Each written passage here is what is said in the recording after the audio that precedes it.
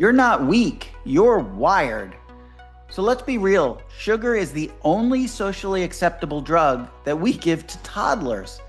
It's handed out at school, baked into everything, and marketed with cartoon characters.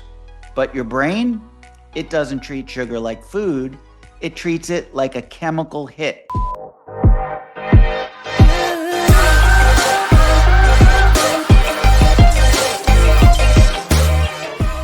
In fact, brain scans show sugar lights up the same reward centers as does cocaine.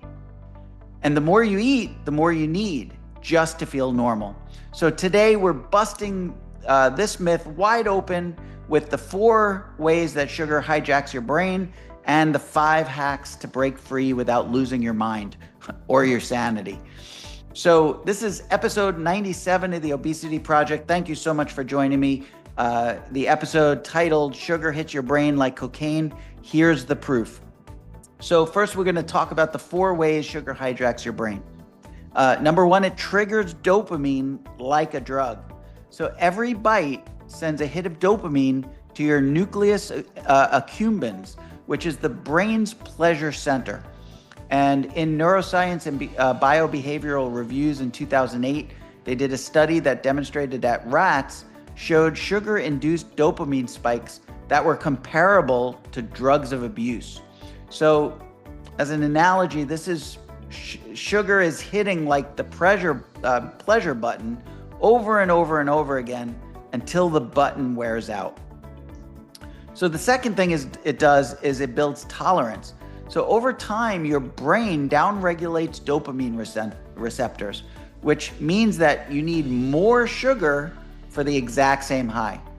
So there was a study in the Journal of Addiction Medicine in 2015 that sugar users showed the same brain adaptations as drug addicts. So translation, that means one cookie doesn't feel like enough anymore because it really isn't. So number 3, it causes withdrawal. Try cutting sugar cold turkey. Say hello to things like headache and irritability, brain fog, cravings. This isn't about you being dramatic. It's really about sugar being an addiction, a physical addiction. So in Frontiers in Psychiatry in 2020, sugar withdrawal was shown to activate stress pathways and mood centers just like narcotics do. And then finally, number 4, it rewires your decision making. Sugar reduces your brain's executive control, your ability to say no. And in Nature Neuroscience in 2011, processed sugar-rich foods override satiety and logic by hijacking opioid and dopamine pathways. So this is like trying to out-negotiate a drunk toddler with a fistful of candy. You're gonna lose every single time. So now let's talk about the 5 hacks to escape the sugar trap. So first, you can quit cold or cold-ish. A 30-day sugar detox resets your dopamine baseline. So you don't have to be perfect, but you do need to be firm. So here's a helpful tip. Tell people you're allergic. It's not really that far off. So number 2, fill the tank with real food, real fuel. Eat nutrient-dense meals with high protein, healthy fats, and electrolytes. This is going to give you great satiation. In the American Journal of Clinical Nutrition 2013, fat and protein were shown to suppress cravings better than carbohydrates.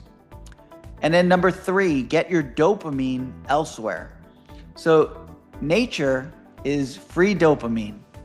So is things like cold plunging and lifting something heavy, finishing a hard task, or laughing at this video. You're welcome. So number 4, you can use texture as a craving disruptor. So cravings are sensory. You can break them with things like ice water or crunchy pork rinds or brushing your teeth. Yes, brushing your teeth. Not at the same time, of course, unless you're into that. So you don't want to eat the pork rinds and brush your teeth at the same time. That's pretty nasty.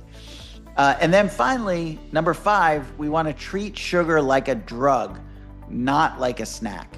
So you have to, for this one, you have to change your mindset. Sugar isn't a treat, it's a trigger. And you deserve better than chemical slavery dressed up in a cupcake wrapper.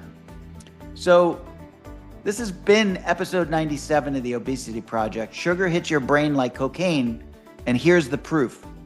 So here's the truth, or the proof in the pudding, so to speak. You're not addicted to food. You're addicted to what food does to your brain. And sugar, well, it's the worst offender of them all. So if you've ever felt broken, it's not your fault. But now it is your responsibility. So don't forget, here on the Obesity Project, we're cutting through the myths and we're getting to the root. So make sure to stay tuned for episode 98, the biggest lie in nutrition: fat makes you fat.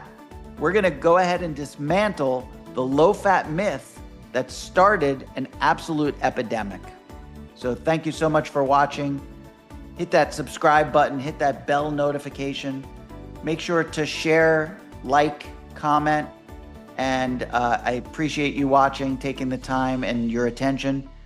And I'll see you in the next video. Take care.